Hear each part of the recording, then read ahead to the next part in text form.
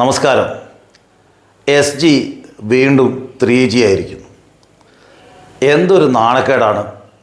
പാവപ്പെട്ട ആദിവാസി സമൂഹം സുരേഷ് ഗോപിയുടെ സ്വീകരണത്തിന് എത്തിച്ചേരാത്തതിൽ പ്രകോപിതനായിക്കൊണ്ട് പാവപ്പെട്ട പാർട്ടി പ്രവർത്തകരായ സ്ത്രീകളോട് കയർത്ത് സംസാരിക്കുന്നതും ആ സ്ത്രീകൾ അദ്ദേഹത്തോട് ക്ഷമാപണം നടത്തുന്നതും വല്ലാത്ത സങ്കടമുണ്ടാക്കുന്ന ഒരനുഭവമായി.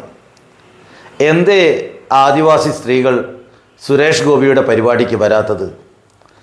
ആദിവാസി സമൂഹം സുരേഷ് ഗോപിയെയും സംഘപരിവാറിനെയും മനസ്സിലാക്കിയിരിക്കുന്നു.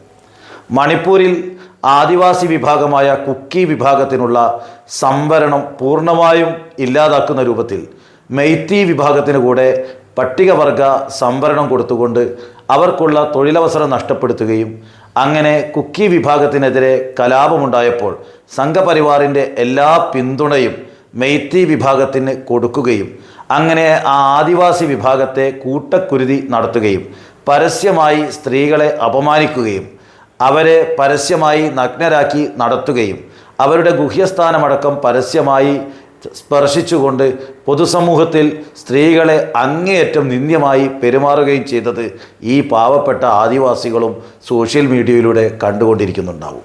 അതുകൊണ്ട് തന്നെ സംഘപരിവാറിൻ്റെ രാഷ്ട്രീയത്തോട് ഈ വിഭാഗം പതുക്കെ അകലം പാലിക്കുന്നു എന്നാണ് ഇതിൽ നിന്ന് വ്യക്തമാവുന്നത്. രണ്ടാമത് എനിക്ക് ഇഷ്ടപ്പെട്ടത്, നമ്മൾ അവരെ സഹായിക്കാൻ വരുമ്പോൾ അവരിവിടെ വരണ്ടേ എന്നാണ് പറയുന്നത്. വോട്ട് ചെയ്യുന്ന പൗരനോട് നിങ്ങൾ ബൂത്തുകാരെ മനസ്സിലാക്കൂ. നമ്മൾ യുദ്ധത്തിനല്ല ഇറങ്ങിയിരിക്കുന്നത്, നമ്മൾ അവർക്ക് നേട്ടം ഉണ്ടാക്കാനാണ് ഇറങ്ങിയിരിക്കുന്നത്. അതിനെന്നെ സഹായിച്ചില്ലെങ്കിൽ നാളെ ഞാൻ ട്രിവാൻഡ്രത്തേക്ക്. പ്രിയപ്പെട്ട സുരേഷ് ഗോപി, സംഘപരിവാർ എന്താ ജനങ്ങളെ സഹായിക്കാൻ പോകുന്നത്?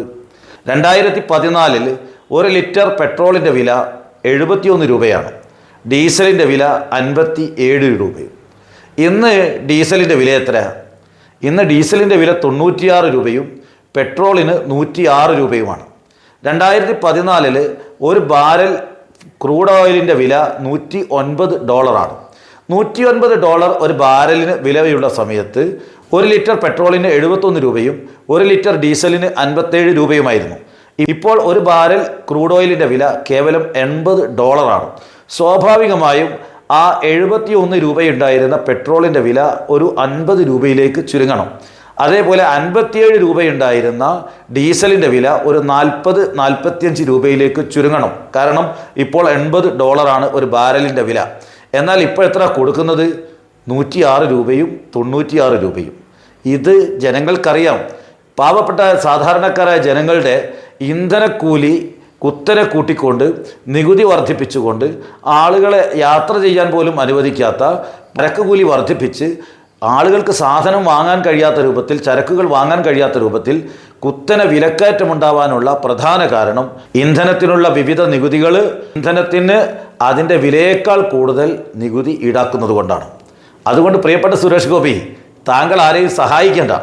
ദയവ് ചെയ്ത് താങ്കൾ ആ തെരഞ്ഞെടുപ്പ് കഴിഞ്ഞ് തിരുവനന്തപുരത്തേക്ക് തന്നെ പോയാൽ മതി. ഇമാതിരി വേഷം കെട്ടുമായിട്ട് നടക്കുമ്പോൾ അതൊക്കെ തിരിച്ചറിയാൻ സാംസ്കാരിക നഗരിയിലെ സാംസ്കാരിക ജില്ലയിലെ ജനങ്ങൾക്ക് സാധിക്കുമെന്നെങ്കിലും താങ്കൾ മനസ്സിലാക്കണം. അതുകൊണ്ട് ഇങ്ങനെ 3G ആവാൻ വേണ്ടി താങ്കൾ ഇങ്ങനെ വേഷം കെട്ടരുത്. ഇപ്പോൾ ഉള്ള ഇമേജും നഷ്ടപ്പെട്ടുകൊണ്ടിരിക്കുകയാണ് എന്ന് തിരിച്ചറിയണം. ഇനിയെങ്കിലും ആ സംഘിക്കുപ്പായം അഴിച്ചു വെച്ച് ഒരു മതേതര രാഷ്ട്രീയക്കാരനാവാനാണ് താങ്കളെപ്പോലെയുള്ള ആളുകൾ ശ്രമിക്കേണ്ടത്. നന്ദി, നമസ്കാരം.